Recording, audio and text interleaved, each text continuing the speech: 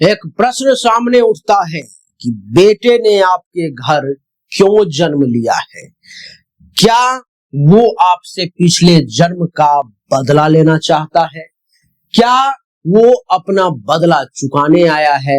आखिर क्या कारण है? बेटे ने आखिर क्यों जन्म लिया है आपके घर में? आज मैं इस प्रश्न का उत्तर देने वाला हूं। बेटे का जन्म भाग्य का वरदान या बर्बादी का संकेत?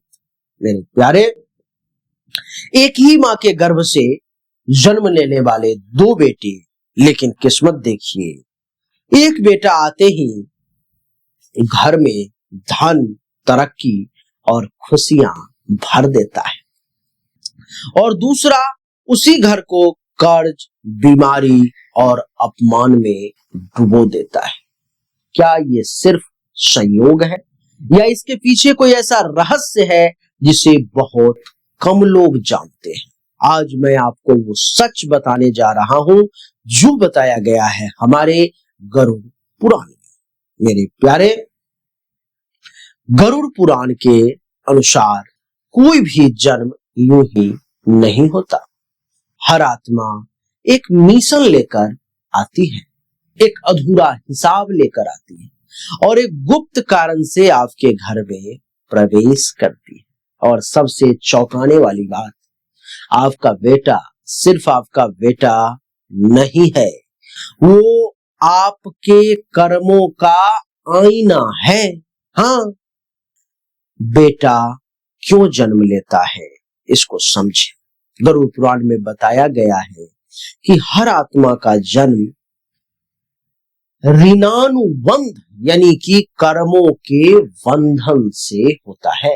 अब इसे थोड़ा आसान भाषा में मैं आपको समझाता हूं। ऋण चुकाने वाला बेटा अर्थात सुख देने वाला, यानी कि कुछ आत्माएं आपके पुराने जन्म में आपसे लाभ ले चुकी है और इस जन्म में वो आती है आपका कर्ज चुकाने के लिए। ऐसे बेटे आपको सम्मान देते हैं, आपके बुढ़ापा का सहारा बनते हैं, घर में सुख और समृद्धि लाते हैं। ऐसे बेटों को शास्त्रों में पुण्य आत्मा कहा गया है। मेरे प्यारे, ऋण देने वाला बेटा अर्थात दुख देने वाला। अब ध्यान से समझिए और ध्यान से सुनिए। कुछ आत्माएं सिर्फ लेने के लिए आती है। ये बेटा पैसा खर्च करवाता है, घर में बीमारी और परेशानी को बढ़ाता है, कभी संतुष्ट नहीं होता है। गरुड़ पुराण कहता है ये आत्माएं आपके पुराने कर्मों का हिसाब लेने के लिए आई हैं। शत्रु आत्मा सबसे खतरनाक क्या होता है? सबसे खतरनाक स्थिति ये होती है जब आपका पुराना दुश्मन आपके बेटे के रूप में जन्म लेता है ताकि वो बदला ले सके। बर्बादी लाने वाला बेटा नहीं। मेरे प्यारे, अगर आपके घर में ऐसा बेटा है तो ये संकेत जरूर दिखे होंगे। कौन सा? बिना कारण आपसे झगड़ा करेगा, घर में पैसे नहीं टिकेंगे, माता पिता का बार बार वो बच्चा अपमान करेगा, गलत आदतों का शिकार हो जाएगा, नशा अथवा गलत संगति में चला जाएगा, घर में हमेशा तनाव रहेगा।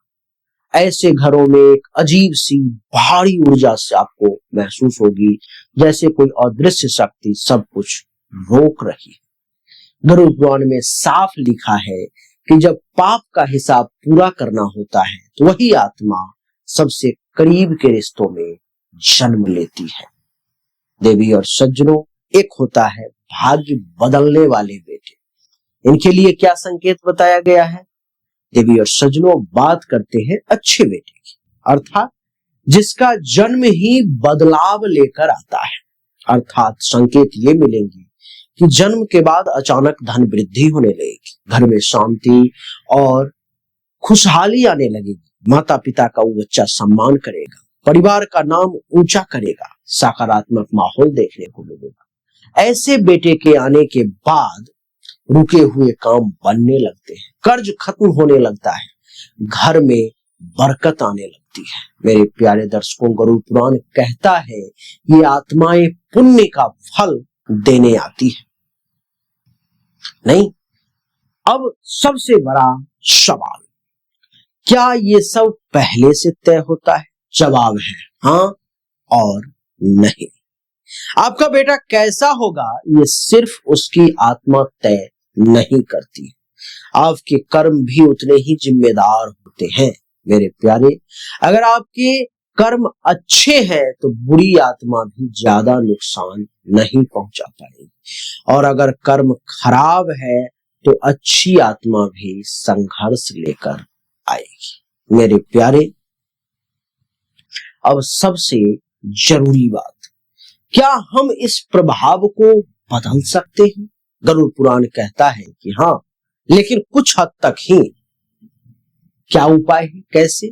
तो आपको अपने पितरों को संतुष्ट करना होगा, श्राद्ध तर्पण जरूर करें मेरे प्यारे दर्शकों। घर में सकारात्मक ऊर्जा को कैसे बढ़ाएं, उसके लिए भी कुछ टिप्स, जैसे पूजा पाठ, मंत्र, सत्संग, कुछ न कुछ घर में करवाते रहें।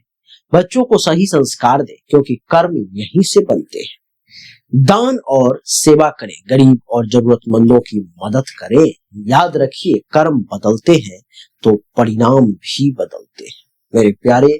तो अगली बार जब आप अपने बेटे को देखें तो सिर्फ एक बच्चे की तरह मत देखिए, वो आपके कर्मों का परिणाम है, आपके पिछले जन्म का आईना है वो। अब आप बताइए, आपके घर में बेटे के जन्म के बाद क्या बदलाव हुआ? कमेंट में जरूर लिख करके बताएं, मुझे अच्छा लगेगा। देवी और सज्जनों, अगर आप जानना चाहते हैं कि आपका भाग्य किस दिशा में जा रहा है तो चैनल को सब्सक्राइब करें और वीडियो को शेयर करें, इस वीडियो को लाइक कर दें। मैं अगले वीडियो में आपको जरूर बताऊंगा इन सभी प्रश्नों के जवाब। तो क्या आपको इस प्रश्न का उत्तर मिला कि बेटे ने क्यों आपके घर में जन्म लिया है?